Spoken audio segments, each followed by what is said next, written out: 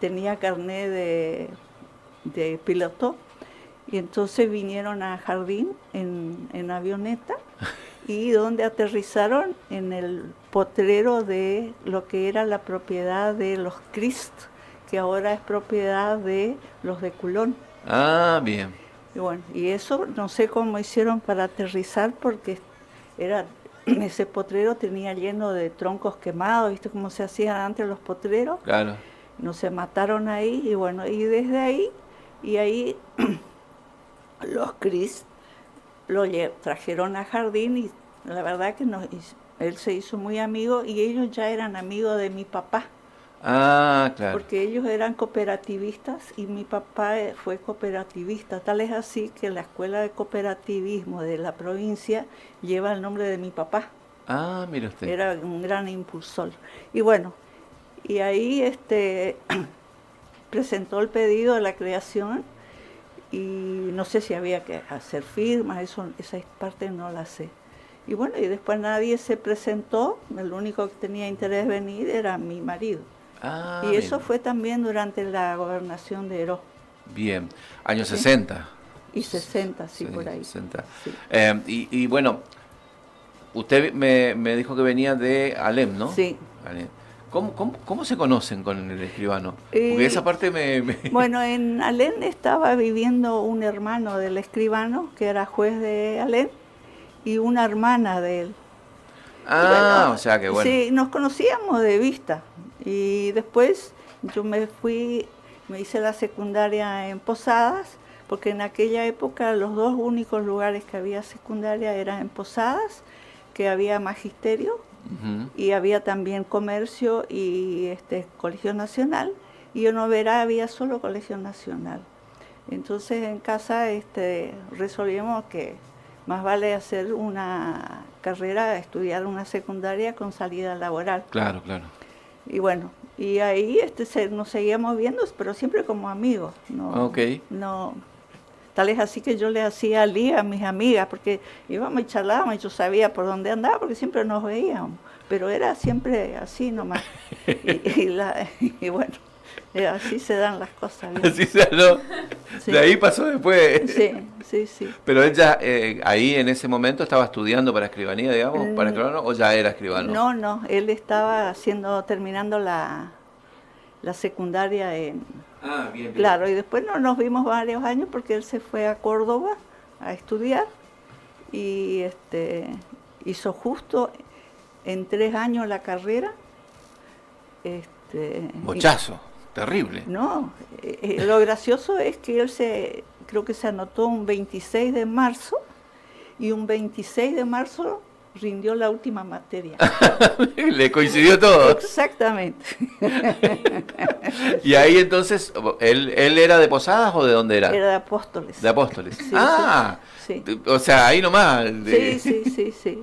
Pero se instaló en Posadas y ahí entonces... Ahí trabajó él con el escribano Galeano, que estaba sobre Ayacucho, entre Bolívar y Córdoba. Ah, perfecto. Ahí estuvo 2 años, hizo justo la residencia que tienen que hacer, y bueno, y después le salió eso y se vino a Jardín, y venía en moto, una chilera. Sí. ¿Él escribió en moto? Sí, señor. De ahí entonces que Julio César tenía las motos. Sí. Me acuerdo cuando yo era chico que lo veía que tenía una motaza tenía. Bueno, y sí, pero él no quería que los hijos tuvieran moto. Y bueno, después cada uno hace lo que quiere, ¿no? Y venía, y hay veces que, claro, llovía y no podía, entonces venía, y el colectivo, no había asfalto, claro. Entonces el colectivo pasaba con suerte uno al día. Ay, Dios. Y no se sabía la hora que iba a pasar. Entonces venía y tenía un catre acá en la municipalidad y dormía en la policía, y cuando venía algún colectivo los policías le despertaban y a él se iba a pasar. Por Dios. Claro, era así. O sea, un sacrificio realmente enorme para poder formar, digamos, para poder claro, que esto permanezca de pronto. Y sí, no fue fácil. Y bueno, y se te enfermaba un hijo, cuando mi hijo mayor por ahí se enfermó y había que llevarlo a Posada, En esa época estaba el doctor Camada, estaba Yossi, muy buen médico, y bueno, que había que llevarlo a Posada, y llovía y barro, y sabes, salimos con 3 autos. Ah, la pucha. Sí, nosotros y 2 más para acompañarnos. Por la... Hasta llegar al a un camino, digamos, bien. Y bueno, y así no pasó nada, y bueno, pudimos llegar a Posada, pero era por si nos empantanábamos y todo eso. Claro. Y ahí, y bueno, y nosotros teníamos un Citroën, eso de los 3 patitos. Sí, porque tenía el patente, era 222, el nuestro. Bueno, y ese Citroën también hay que reconocerlo que lo tuvimos de entrada gracias a Isao Camada. Ah, mira usted. Porque Isao, cuando iba a Posadas, ya le avisaba a mi marido y se iban juntos, si no iba en colectivo o en moto. Y bueno, y un día Isao le dice, usted no puede andar así más, qué sé yo, qué sé cuánto. Y no, dice, pero mi marido, pero no tengo los medios para comprarme un auto. Bueno, y después quedaron no sé qué hora que volvían los 2 juntos y no sé dónde se encontraban, y entonces Isao le dice, venga a Regional Máquina. Ah, sí, sí. Bueno, y ahí voy a mostrar. Y ahí dijo, bueno, yo ya acá hablé y ya acá está su auto. Wow. Y mi marido dice, no, pues yo no tengo plata, no se preocupe, después arreglamos. ¡Qué gesto, por Dios! Sí, sí, sí. Y bueno, y los japoneses yo no me puedo quejar. En realidad tengo que agradecer porque yo llegué a Jardín y me invitaban a conocer acá, allá, y qué sé yo, las plantaciones de las nueces, que cosa rara. Después también había ¿cómo que se llama esta otra fruta? ¿El kiwi? No, otra nuez que se come mucho en Europa. ¿Almendras? ¿Pecam? No. No, la pecam es otra. Bueno, y que tenían una plantación ahí por Polana, ahora después me voy a acordar, que se pone al horno para secar, que en las calles en Europa, en las esquinas había unos quemadores con las nueces encima y bueno, y una vez me regalaron esas nueces, ahora me voy a acordar, me regalaron, y yo dije, bueno, esto hay que poner al horno para secar. Puse al horno y se armó un bombardeo. Yo abro el horno y salta todo. Claro, resulta que había que hacerle un tajo antes. Bueno, sí. Bueno, tenía secretito. Claro, sí. Y así conocí mucho ahí la zona de Polana y Naranjito, que anduve. Y después también acá en la casa de Isao, ahí en la colonia. Claro, un caserón. Bueno, pero antes yo crecí en Menocchio, que más o menos toda la misma zona, Naranjito, Polana, España y todo eso, eran mucho más fuertes, digamos, y tenían mucha presencia en Jardín de América. Sí, antes estaba la Soco, que había una sucursal acá en Jardín que era bastante grande, y después ahí en Naranjito había otra, que no me puedo acordar cómo era el apellido de esta gente encargada de eso, y después otras más, pero la Soco era fantástica porque en aquella época, cosa que ahora no se puede, ibas y comprabas jamón crudo y tenían la pieza y te preguntaban si querés finito o grueso. Mira. Y hoy en día, sí, carísimo, incomible, pero no había el jamón cocido. Mira. Solo el crudo, ¿sí? Y te preguntaban el grosor. Mira. Y después, si querían tomar un buen vino, había que ir a la Soco, que era cabecera en Pipó. Ah, ahí está. Sí. Bueno, a ese yo iba, cuando íbamos mi papá, la quincena, digamos, íbamos a comprar ahí al de Pipó. Claro, y los suizos les gustaba el buen vino. Sí. Y tenían inclusive cajas escondidas atrás que no eran para la venta así, para todo el público. Para todo el público. Era seleccionado. Sí. Bueno, le propongo una pequeña pausa y seguimos, porque estoy fascinado. Cristian, no sé si tenemos música o... Dale, música y tanda. Seguimos con la odontóloga Enriqueta Lopasek de Benítez Chapo, viuda de Benítez Chapo. Y bueno, recién, antes, en la entrada anterior, hablábamos de unas nueces, pero sí, tenemos dos apuntadores, Andrés y Camilo, sí. Castañas eran las castañas. Sí, sí. Bueno, fuera del aire hablábamos, Enriqueta, de... digamos, de Jardín América, que fue programada, digamos, fue un poco planteada como sí, una idea de crecimiento. Claro. Me encantó eso, a ver. Sí, era programada, en realidad la comunidad adventista habían comprado un gran lote acá para hacer un poblado y programaron todo. Bueno, y lo que le contaba acá, que en la escribanía la otra vez, de vez en cuando revuelvan, porque estás 3 horas y hay tantas cosas para ver, encontré un dibujo firmado por Da Silva, Dragenberg y otras personas más, de un bosquejo, como querían que sea el plano, en la parte central de Jardín América, todo el plano hecho a virome, ¡wow!, en un papel cuadriculado, y firmados por ellos, quiere decir que todos estaban conformes con ese esquema. ¿No? Hay muchísimas cosas en la escribanía que, qué sé yo, cuando, por ejemplo, cuando se iba a hacer la iglesia nueva, mi marido guardaba todo, y hay un papelito que dice colaboración de la señora fulana de tal, una docena de huevos, otro, un lechón, y están los nombres. No, eso está muy bueno para una historia, pero para un museo. Exacto. Pero sí, realmente falta un museo. Y yo voy a la escribanía y estoy 2 horas y no se nota nada, porque vos agarrás una carpeta y decís, esta carpeta es esto, y después encontrás un papelito doblado y viene ese listado. Claro. O que se hizo una fiesta, el Club Timbó. Entonces están las facturas, mi marido guardaba todo. Factura que se le pagó tanto a fulano, la música, la cerveza, esto, lo otro, todo guardadito. Wow. Así. No, y revolviendo encontré hasta, ¿saben qué encontré?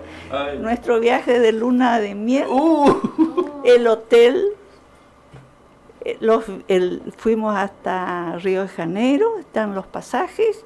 En San Pablo tomamos una avioneta hasta Curitiba y está el pasaje, todo guardado. Mi marido, nada. Sí.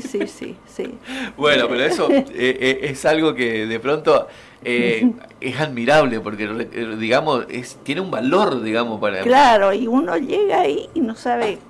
¿Para dónde agarrar de tantas cosas? ¿no? Y no querés tirar, porque realmente esa gente que colaboró con la iglesia merece que eso esté, o por lo menos vean los nietos, mirá, mi abuela colaboró con esto, otro trabajo, otro limpió ahí atrás al lado de la iglesia para hacer las carreras cuatreras. Ah, claro, sí. Sí, eso se hacían a la escondida porque eso estaba prohibido. Forma parte también del pueblo. Sí, no, y bueno. Bueno, sé que, digamos, me place decir que soy amigo de alguno de sus hijos, pero ¿hay uno solo que eligió lo mismo que usted? Sí, uno solo, el Andrés. Ese fue... nosotros ninguno de los dos inculcamos a nuestros hijos que sigan nuestra carrera. Ah, no había una imposición, digamos, ni nada por el estilo, no. Yo siempre decía que mis hijos elijan la carrera que realmente les guste, entonces si les gusta, les va bien, porque yo digo siempre que si uno hace algo que le gusta, se nota. Entonces siempre va bien y siempre uno trabaja con ganas. Entonces, para mí, pero la verdad, digamos lo otro que usted dijo hace un rato, que claro, es más verdad. Si no le gusta, también se nota más. Sí, si no les gusta, lo que están haciendo se nota más todavía. Sí, bueno, es así. Y pero Andrés fue una sorpresa para mí porque él... Claro, recordemos, Julio César, sí, escribano, es el primero, digamos. Claro, ese está en Puerto Rico hace mucho. Claro, él en un principio siempre decía que iba a seguir la carrera de ingeniería náutica. Ah, mire usted. Aeronáutica. Tal es así que como él hizo el secundario en la Escuela Naval ahí en Posadas, ya le habían hecho los trámites y entraba directo sin rendir examen. Ah, mire. Pero él, como terminaba su secundaria, entonces tenían un viaje y con el barco Manuel Belgrano, y fueron al sur. Bien. Y pasearon por ahí, qué sé yo, y ahí él resolvió que no iba a estudiar eso. Ah, cambió pero a último momento, y se fue y bueno, y después con los años un día me dijo, sí, yo cambié porque me pareció que yo no iba a dar, porque había mucha matemática y demás, para física, que no iba a dar. Pero resulta que cuando él estaba estudiando escribanía, tenía un amigo que estaba estudiando ingeniería, no sé qué, y dice, y había cosas que él estaba en tercer año y yo lo sabía. Le explicaba a él. Ah, mira. Sí, pero bueno, ya es escribano y bueno, pero le gusta y aparte tiene su otro hobby, así que... Sí. Bien. Que es altamente, digamos, satisfactorio también de pronto. Sí. Y después allá Andrés, entonces... Y bueno, el Andrés terminó la secundaria y no sabía qué seguir, que iba a quedar un año pensando y qué sé yo. Y nosotros dijimos, bueno, ya lo tenemos a Julio allá alquilando, uno más, ya no había diferencia. Y entonces mi marido dice, bueno, a mí me hace falta un agrimensor. Y vos andás bien en física y demás, así que andás a estudiar. Eso, si te gusta, bien. Si no te gusta, cambiar, no hay ningún problema. Y bueno, se fue, aprobó el primer año, rindió todo. Y estábamos en Brasil en la playa un día y me dice, mamá, yo voy a estudiar odontología. ¡Oh! Y le digo, vos me estás cargando. Sí, ya tengo todos los apuntes, ya me anoté todo. Y resulta que el Andrés era un escandaloso, cuando tenía un raspón, jugando ahí venía a los gritos al consultorio, sangre, mamá, sangre, y venían los amiguitos que estaban jugando juntos y todos con los ojos grandes, todos asustados, y el otro tenía un raspón. Yo dije, que va a estudiar odontología. Y bueno, y al rato me dice, mamá, ¿en serio que voy a estudiar odontología? Era difícil de creer, ¿no? Sí, pero era un griterío, porque antes era un silencio, claro, y yo estaba trabajando en el consultorio, y de allá vos sentías un griterío que venía. Sí. Así que bueno, pero bien, porque después de todo, de pronto hoy es un profesional destacado también, así que... Sí, le gusta, y realmente él siempre tuvo una visión de las cosas, digamos, en forma tridimensional. Entonces eso te ayuda muchísimo en el trabajo. Claro. Porque no es tenés que tener idea de muchas cosas, no es así nomás. Exacto, y bueno, felizmente eligió bien, le gusta y se empeña y no, la verdad no me puedo decir nada, la verdad no, bueno, está muy bien. Pero bueno, también por supuesto hay digamos, yo siempre digo, a mi hija le digo, a mí lo que más me interesa es que seas feliz y que cuando vos entres a un lugar todos se pongan felices de verte. Sí. Significa que sos buena persona. Después, bueno, elegirás lo que... Sí, porque hay veces que de pronto le impones tantas cosas que no le dejas respirar, no le dejas desarrollarse y no es bueno. Y claro, esto en todos los ámbitos de la vida, por ejemplo, qué sé yo, tenían una novia y si él le gustaba, a mí me gustaba. ¿Por qué? Porque vos querés que tu hijo sea feliz. Exacto. Y siempre así, digamos, no teníamos problemas con mi marido. Claro, yo tenía una tía que la pasó muy mal porque mis abuelos no aceptaban el candidato. Ah, claro, sí, Sí, en la época y más aquella época, porque mis abuelos maternos vinieron en el año 36. Llegaron y ella al rato se conoció con un señor de origen negro. Oh. Imagínate vos que vienen todo. ahí del país de todos rubios y ella enganchada con y él era de la policía territorial, gendarme. Y bueno, y después se armó también un gran disgusto, porque resulta que este señor, claro, era amigo del comisario, le llamaron, le hicieron venir a mi abuelo, que no sabía hablar castellano, a la policía, y le hicieron firmar un papel que el pobre no sabía ni qué era la habilitación de mi tía para casarse. Y entonces ese engaño fue terrible. Y me imagino. Sí. Y más en esa época. Más en esa época, sí.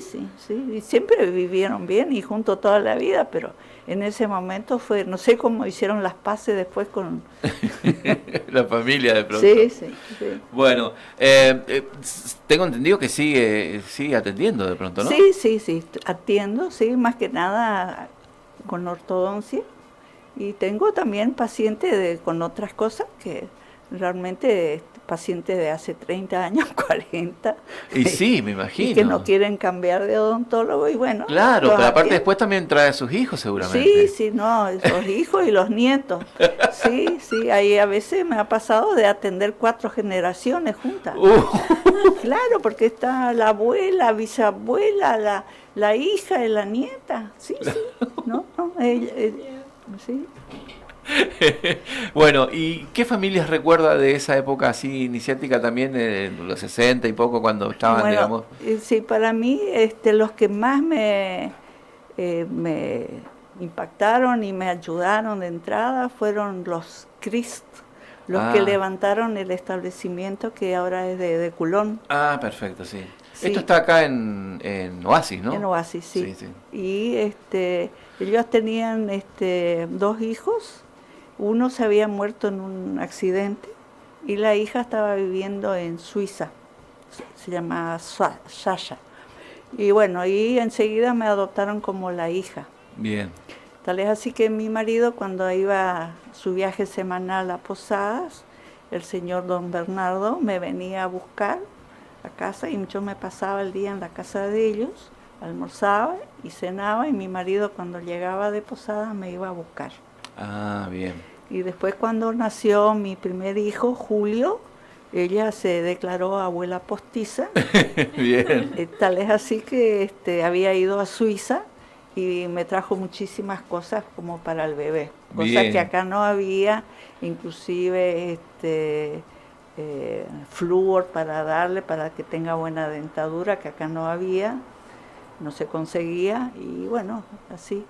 Bueno, desgraciadamente ella murió joven porque le dio un infarto. Ay, y él se volvió solo a Suiza. Bien. Pero y tal es así, ella se llamaba Sigrid, por eso mi hija tiene el nombre de Sigrid. Sí. En realidad ella tiene... siempre me llamó la atención ese nombre. Claro. Mi hija se llama Mercedes por la abuela paterna, Eugenia por mi mamá, por las 2 abuelas, y la abuela postiza. Ah, mirá. Tiene los 3 Pero al final la conocemos por Sigrid. Claro, nosotros resolvimos decirle Sigrid porque para que no se pongan celosas entre las abuelas. Bien, ahí, diplomático. Claro, sí, ella en realidad, de la señora de Crist, ella nació en Letonia. Ah. O Estonia, en Riga. El padre de ella era diplomático. Bien. Y estaba en diplomático suizo. Claro. Y estaba ahí cuando se declaró la Primera Guerra Mundial. Y ellos se quedaron ahí. Claro, eso quedó un poquito al costado de la guerra. Bien. Tal es así que ella sabía hablar muy bien el ruso. Ah, mire usted. Y mi papá sabía hablar muy bien el ruso, porque cuando se declaró la Primera Guerra Mundial, ellos emigraron un gran flujo de una colonia checa, que mis ancestros son checos, a Siberia. Ah, mire. Y estuvieron viviendo hasta que empezó, cuando terminó la Primera Guerra Mundial, empezaron los comunistas, los bolcheviques, la gran revolución rusa. Sí. Bueno, y ahí empezó el gran problema, porque hasta ahí vivieron muy bien, porque los zares valoraban mucho la educación. Y mi papá dejó escrito que cuando ellos llegaron, le hicieron un gran recibimiento a mi abuelo con cubiertos de plata. Ah, la pucha. Y le dieron casa y una persona que se ocupaba de las cosas de afuera, a picar leña y todo eso. Ah, un peón, digamos. Un peón, sí, de patio. Y las escuelas estaban muy bien equipadas, que había cuadernos, de todo lo que el maestro necesitara. Y a mí me llamó la atención eso, porque uno siempre que piensa que el ruso o los zares lo tenían mal, por los comentarios de mi papá, no. Y bueno, y ahí cuando empezó la Revolución Rusa, los comunistas empezaron a perseguir a la gente educada. Ah, claro. Y mis abuelos se tenía que vivir escondidos, porque contó varias anécdotas de escaparse, de camuflarse y demás cuando venían los cosacos a caballo, porque era todo a caballo, y bueno, y ahí y mi abuelo, como una changa aparte, él apilaba heno. Ajá. Y le mandaba al zar, eso iba al zar. Entonces tenía conexión, mandaba en tren, y él tenía conexión con el ferrocarril, entonces conocía gente, y cuando se armó toda esa persecución, organizaron una vuelta de los checos, porque era una cantidad de gente, no sé cuántas familias, para la vuelta. Y les costó muchísimo volver porque ya estaban los comunistas, y entonces paraban el tren, pedían coima para dejar pasar. Claro. Y bueno, y como 2 meses tardaron en volver, pero no pudieron llegar a Checoslovaquia, quedaron a un paso en Ucrania. Y ahí estuvieron 1 año o 2 tranquilos, pero de golpe ya el comunismo, digamos, hizo su trabajo. El pueblo, la ciudad, la aldea de ellos fue invadida por una población rusa, no eran militares, a buscar comida. Ah, claro. Entonces, y ahí los echaron, no sé cómo, y vivieron un tiempo tranquilos, pero al rato ya los rusos invadieron Ucrania, el ejército, y ahí mis abuelos ya cambiaron de planes y resolvieron no seguir a Checoslovaquia, sino vinieron acá en el año 26. Bien. Sí. O sea, a punto de cumplirse 100 años. Sí. Una historia difícil, digamos, dejar varias veces su tierra de pronto y claro, y siempre perseguidos. Oh. Entonces yo siempre me hago la idea de que toda esta gente que vino acá, la verdad que llegaron acá, aunque vivían en una choza con techo de paja, lo que sea, estaban muy felices porque estaban seguros. Exacto. Sí. Y era un nuevo comienzo. Era un nuevo comienzo. La redundancia, digamos, básicamente. Sí. En ese campo, bueno, nuestra provincia es muy rica en eso. De pronto. Sí, y también yo valoro mucho mis abuelos, tanto del lado de mamá como de mi papá, que ellos no se conocían la familia, han traído gente que no podían pagar el pasaje, y esa gente después le fue devolviendo el dinero. Bien. Sí, y mi abuelo paterno también inclusive trajo a un sobrino que era huérfano. Mira.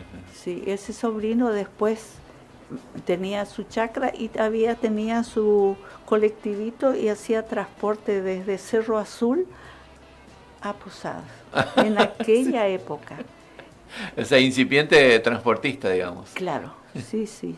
Pero esos volvieron después a Checoslovaquia y nosotros después con mi marido los visitamos. Bien. Y bueno, y los hijos de ellos estaban haciendo la secundaria en Buenos Aires en esa época. Ajá. Y entonces ellos después ahí invadieron los rusos Checoslovaquia y hacían de guía y intérprete para los cubanos. Ah. Y estudiaron ingeniería civil los dos. Y bueno, ellos la pasaron bien porque, primero que los tenían bien porque gente que volvió a Checoslovaquia, el gobierno, y les ayudó muchísimo. Y esos primos de mamá, la verdad, vivieron muy bien. Y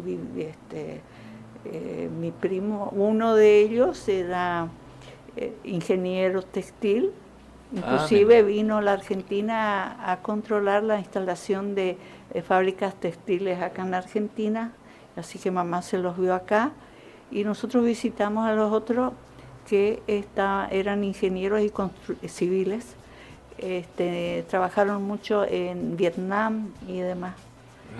Sí, y bueno, muy interesante. Nosotros con mi marido cuando fuimos dijimos, bueno, esta gente debe estar pasando mal y qué sé yo, no. Que si llega la hora de comer nos vamos y demás. Y cuando llegamos ahí, el ingeniero textil, llegamos ahí al garage, había como 9 tablas de Winsor y no sé cuántos autos.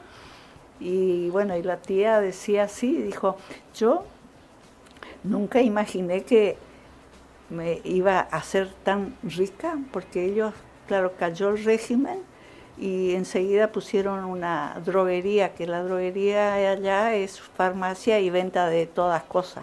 Y bueno, y tenían, qué sé yo, máquinas fotográficas y demás. Dice, pero ahora estamos haciendo un edificio de 900 metros cubiertos. Y dice, sí. Pero bueno, podés creer todo. Sí, y uno pensando que, claro, cayó el régimen, claro, pero esta gente, digamos, tenían sus conexiones porque trabajaban otra cosa, pero pienso que de entrada la gente que los aldeanos no la pasaron bien, les habrá costado. Sí.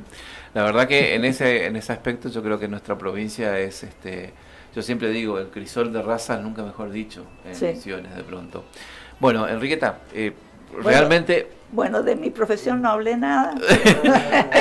Yo creo que lo que más dijo es lo que más nos interesaba básicamente, pero al margen de eso, sabemos que si está ejerciendo es porque realmente lo disfruta aún. No, lo disfruto, sí. Bueno, me dijo, yo hoy le pregunté si era la primera odontóloga, no era la primera odontóloga. No, primero estaba el doctor Duda. Ok. Sí, y había un Otto que estaba dando vueltas, que no era odontólogo. Después de esos odontólogos mayores así, ¿el doctor Irala en qué momento llega? Ay, no te puedo decir. Pero años. Bastante años después. Sí. Porque también veo, porque hay de pronto las profesiones, yo digo siempre, las profesiones son las que digamos, aportan a la ciudad en sí, la posibilidad de que no tenés que irte de tu pueblo a hacerte ver de pronto, ¿no? Sí, ahora ejercer la odontología es más lindo, o por lo menos para mí, en el sentido de que antes tenían una pequeña carie y la gente quería hacerse la extracción. Claro. Y eso había que pelear, claro. Económicamente a mí me convenía hacer la extracción porque después venía la prótesis. Claro. Pero la gente es como que estaba educada en eso. Recién ahora es como que valoran la pieza dentaria, porque era siempre una pelea. Sí. Y por ahí yo hacía una extracción y le aclaraba, esto es contra mí. Está bien. Sí. Bien. Después de todos estos años, después de todo, digamos, me imagino que es feliz con la familia que tiene, ¿no? Sí, no, estoy muy contenta, la verdad. todos mis hijos trabajan en lo que les gusta y con ganas, y siempre están atentos a mí. Yo por ahí no digo nada y hay cosas que ellos adivinan o se comunican entre ellos. Está bueno. Sí. Estuvo con nosotros Enriqueta Lopacete Benítez Chapo en esta entrevista, en el cual por supuesto nos sentimos muy muy a gusto. ¿Vamos a la tanda, Cristian, o a la música? Música.